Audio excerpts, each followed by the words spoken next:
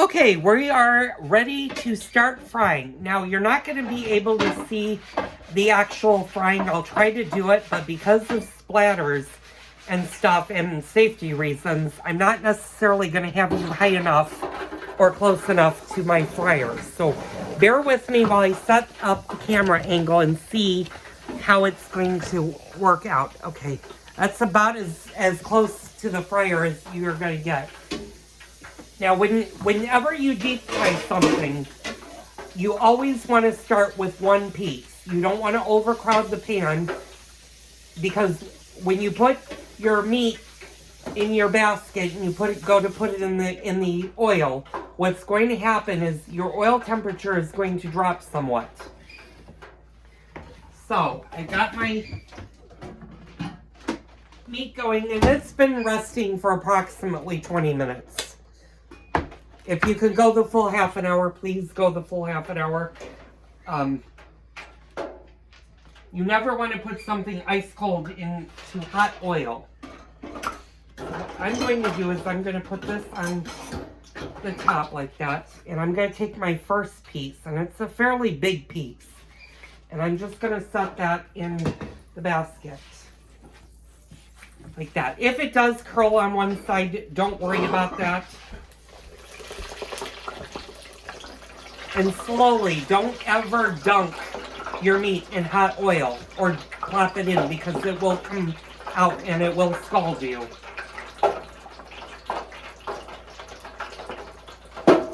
So you're just going to fry this until it's golden brown and it starts to float to the top. Takes about 3 to 7 minutes to do that. And make sure when you're frying meat, or if you're frying chicken, you can do more than one piece. But when you're doing breaded meat, make sure when you take it out and you salt it, give your oil a couple of minutes to heat up to your desired temperature. Mine will automatically do that, and I usually give it about 30 seconds to 1 full minute in between fryings.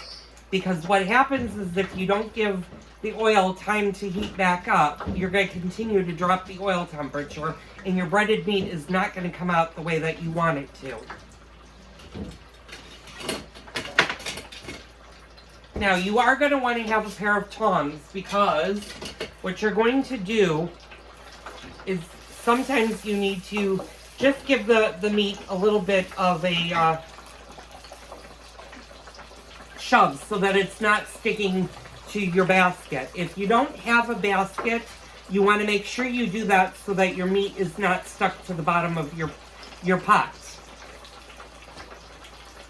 And always make sure if you're using an electric fryer or if you're doing it on the stovetop, if you have young children, make sure that they are not anywhere near you in the kitchen, because they can be burnt very badly or bump into you and you get splattered.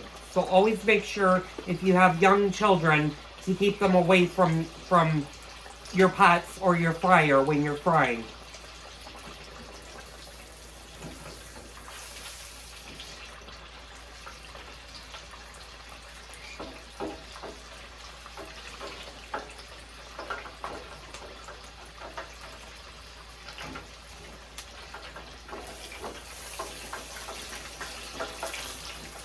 Okay, and you want your breaded meat to look like that. And I'm going to actually take it out.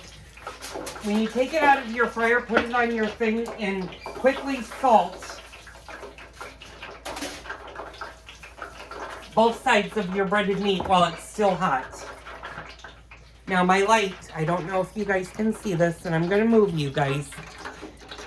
My light came on, so I'm going to give my oil a couple of seconds to heat back up. And this is what you want your breaded meat to look like. You want it to be nice and dark. You don't want it to be too dark. You don't want it to be burnt.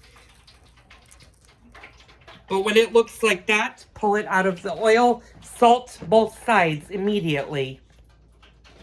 You can, if you're worried about added fat, you can lightly put a paper towel before you salt it and get some of the excess fat. Although you're not going to really need to do that in this because there is not a lot of oil. And I'm going to show you the finished parts. That's why you have your cookie sheet lined with foil, is the oil will actually cling to that and not to the meat.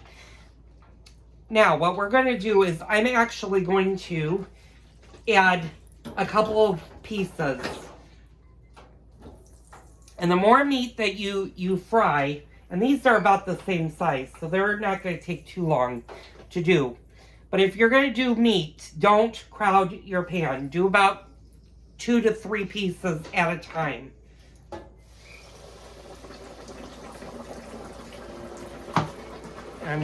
And you guys should be able to see the frying. You want your oil to do that. That means that the oil is hot enough and you're frying your meat. It's nice to have a basket because what you can do is you can shake the basket and it prevents the meat from sticking to the basket.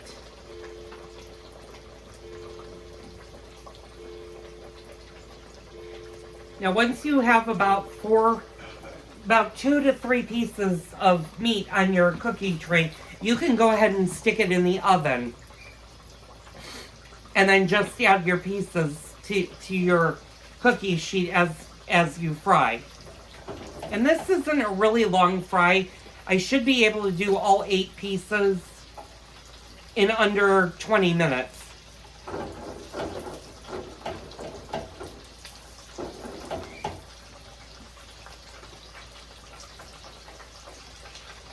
And I'm just going to show you the next part. And then you're going to do this for the rest of your meat. And like I said, it helps to have the meat on a nice, clean plate by your fryer. That way you can add your meat. As you take it off, let your oil heat back up, and then add your meat to it.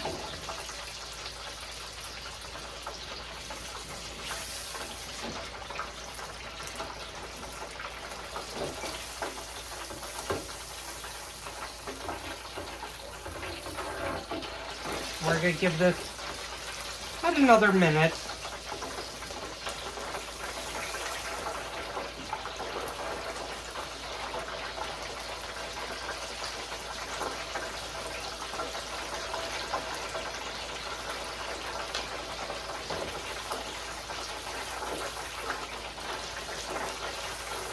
By also having a basket, what makes it nice is all the oil is able to drip off.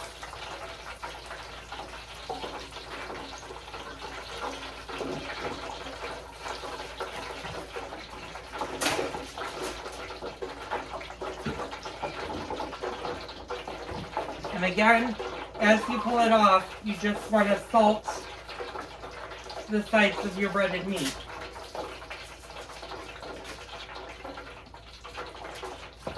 Now, if you're not a fan of salt, like I don't like to salt my food, and I've been that way ever since I was a kid, but this, you're not going to get a lot of salt on it. You're just going to get enough salt that's going to make the pork and the breading taste really good.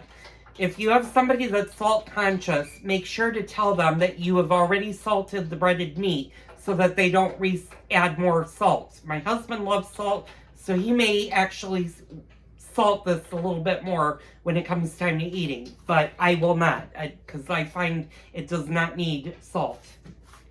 So that's basically what you're going to do. You're just going to do the same thing for the rest of however many pieces of bread and meat you have. When you're all done, unplug your fry pan or or if you have a deep fryer. If you're using the stove, just turn off your flame and push it to a unused position on your stove. Now keep in mind that if you're doing it on the stovetop, that your pot is going to be incredibly hot. So make sure you use pot holder. Let your oil fully cool before putting it in a container and then putting it in the refrigerator. So, I'm going to finish frying up my breaded meat and I'll be back after I'm done to show you the final product.